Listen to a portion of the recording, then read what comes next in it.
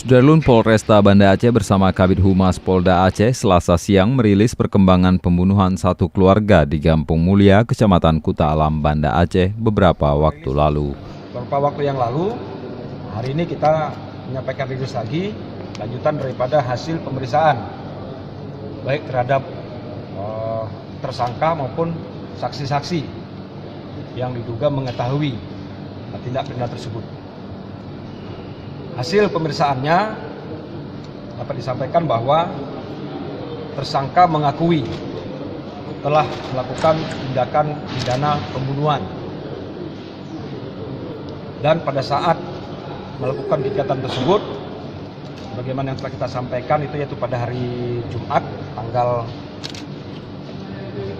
8. Setelah kejadian itu, tersangka itu menutup TKP. Itu gerbangnya itu ditutup, digembok. Kemudian tersangka membawa satu unit sepeda motor milik korban, dan juga tersangka mengambil uang milik korban, dan juga tersangka mengambil 3 unit handphone milik korban, dengan serta membawa sebilah pisau yang digunakan tersangka dalam melakukan tindak kejahatannya. Dari TKP, tersangka menggunakan sepeda motor menuju ke kampung halamannya, yaitu di Calang, Aceh Jaya, ke rumah orang tuanya. Nah, di Aceh Jaya juga tersangka menjual 2 unit handphone milik korban, satu dengan merek Nokia dan satu merek Samsung. Nah, satu hari tersangka berada di Aceh Jaya, hari berikutnya tersangka menggunakan sepeda motor yang sama menuju ke Melabuh, Aceh Barat. Setibanya di Melabuh, tersangka meletakkan sepeda motornya di rumah sakit umum daerah Melabuh. Dari Melabuh, tidak berapa lama setelah meletakkan sepeda motornya, kemudian tersangka menggunakan kendaraan umum dari Melabuh menuju ke Medan, Sumatera Utara. Di Medan, tersangka turun di terminal bis yang ada di Medan.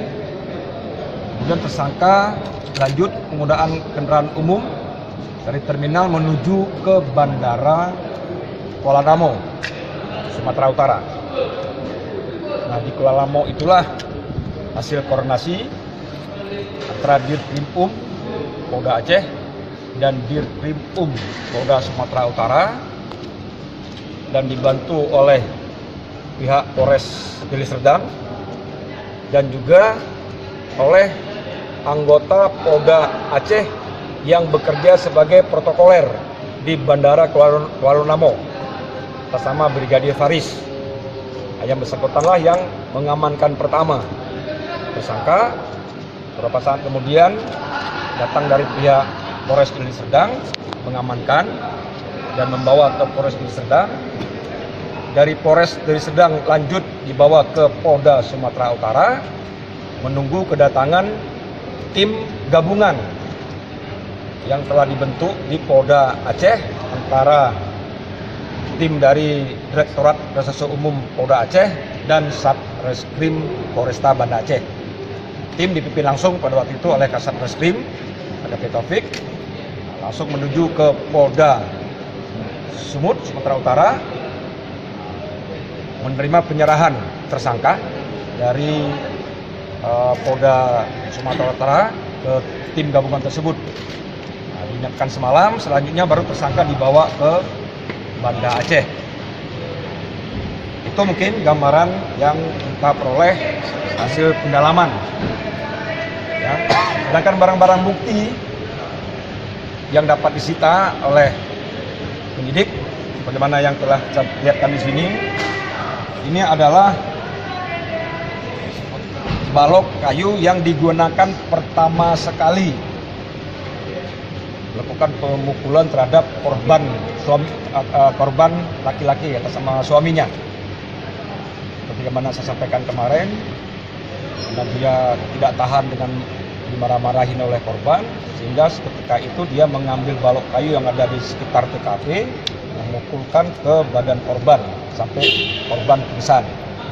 Nah, saat korban pingsan itulah tersangka menuju ke dapur, ya. Di situ dia melihat ada pisau, dia otomatis langsung mengambil pisau dan melanjutkan tindakannya terhadap korban sampai korban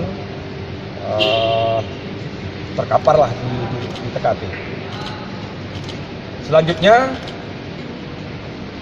tersangka berhadapan dengan istri korban. Ini memang pada saat itu baru keluar dari kamar mandi, baru selesai mandi, ya, baru selesai mandi. Nah, mungkin timbul pertanyaan, apakah terjadi pemerkosaan? Tidak terjadi pemerkosaan.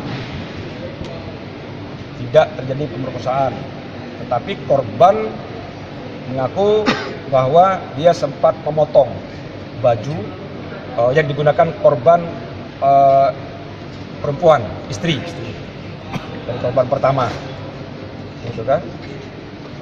Selanjutnya saat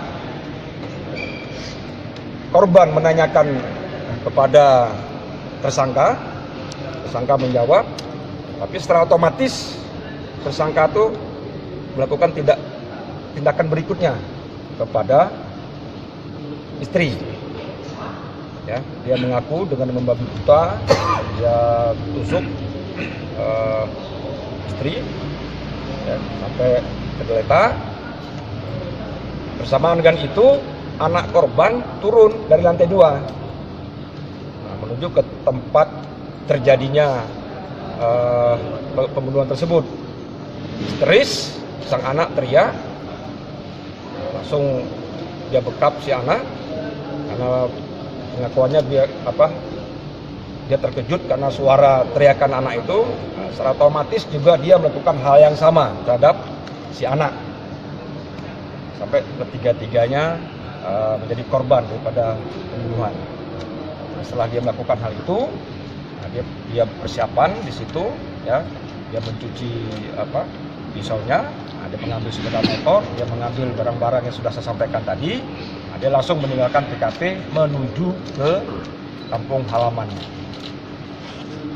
Itu mungkin yang bisa saya sampaikan kepada rekan-rekan sekalian, ya. Barang bukti yang ada, ini balok pertama yang digunakan, kemudian ini pisau yang digunakan untuk melakukan tindak pidananya, kemudian ini pakaian yang digunakan tersangka pada hari terjadinya tindak pidana itu, karena dia bekerja di situ.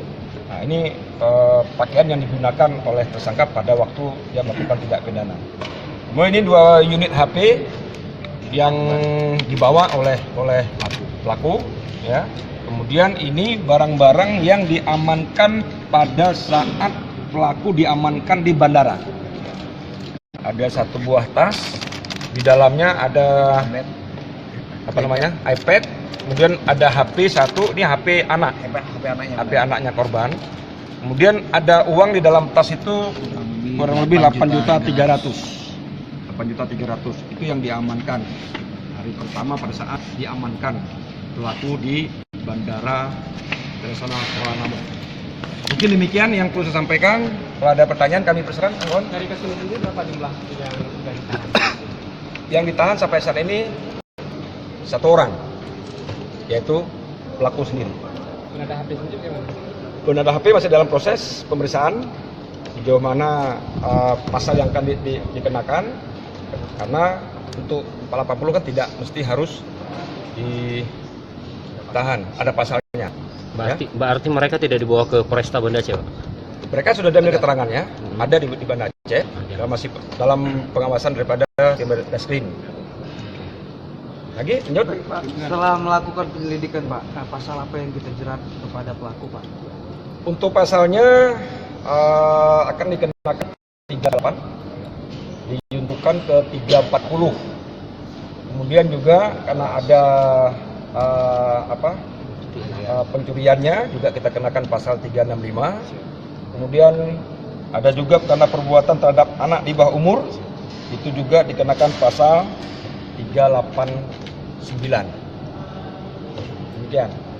Ancaman hukuman, Pak? Ancaman hukumannya itu Pertanyaan, kenapa harus dia potong dulu bajunya dan potong baju yang korban wanita? ya pengakuan pelaku awalnya mungkin dia ada punya niat untuk melakukan pemerkosaan, tapi dia urungkan saat terjadi. Demikian. Pak, apakah saat pelaku melakukan ini di bawah pengaruh narkoba atau tidak? Tidak. Pelaku dalam keadaan sadar dan dalam keadaan normal. Karena dia hanya melakukan itu karena emosi, karena dia selalu dimarah-marahin dia bekerja. Itu. Lanjut. Ini yang kita sita di rumah tersangka di Kurung Sabe apa-apa aja nih Pak Kabid? Yang di rumah tersangka itu adalah pisau, Heeh. ya, sama baju yang digunakan pelaku pada hari kejadian itu. Itu yang dari di rumah orang tuanya. Sementara orang tuanya. uang, iPad dan HP Ini anak korban diamankan pada tersangka pada saat diamankan di Bandara Kuala Namu. Ya. ada berapa penadah untuk barang-barang yang diambil oleh Sementara ini hasil pemeriksaan ada dua, ya, karena ini dijual oleh pelaku kepada dua orang, ya, yang dengan orang yang berbeda. Ini barangnya yang dijual. Pak, jualan apa? Samsung 700.000, yang Nokia 500.000. Tersangka mengambil uang korban nggak, Pak? Tersangka mengambil uang korban yang ada di TKP itu lebih kurang 14 juta. Kemudian sudah digunakan oleh korban untuk berbelanja. tersangka. Dan sisanya yang saat diamankan itu berjumlah 8.300.000 rupiah. Pak Kabid, itu baju dan celana yang digunakan pada saat bekerja, berarti otomatis juga pada saat melakukan aksinya. Ya. Ada ceceran darah pada saat itu atau sempat dibersihkan oleh tersangka sebelum dia Pada meninggalkan saat lokasi? kita amankan bajunya sudah dicuci, sudah bersih. Sudah bersih. Lain? Pak Kabit, sedikit lagi Pak Kabit, pada saat ditangkap di Kuala Namu itu kan tersangka ini ada teman itu siapa itu? Teman yang bersama terduga itu atas sama apa inisialnya Pak? SA. SY. Itu dia berjanji pelaku itu menghubungi seorang teman dia, ya, temannya ini yang belum kita ketahui di mana keberadaannya. Nah, teman pelaku inilah yang menghubungi SY, karena SY pada saat kejadian itu dia berada di Biren.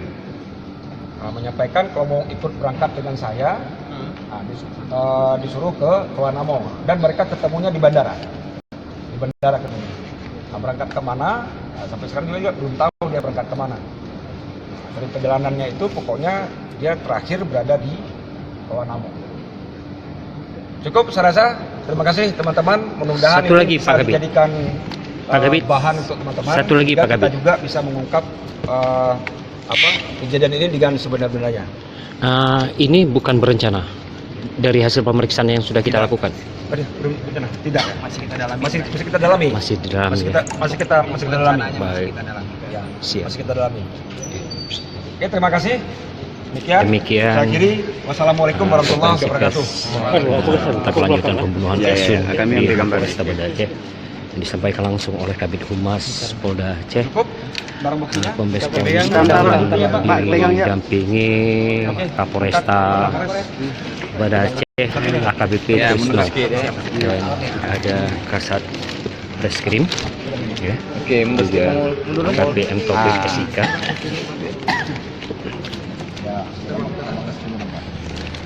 Kasus pembunuhan ini cukup menggegerkan warga Banda Aceh seiring penemuan 3 mayat dalam sebuah rumah toko atau ruko di Dusun Pocut Merah Insen, Gampung Mulia, Senin malam. Dari Banda Aceh, Misran Asri, Serambion TV. Lagi.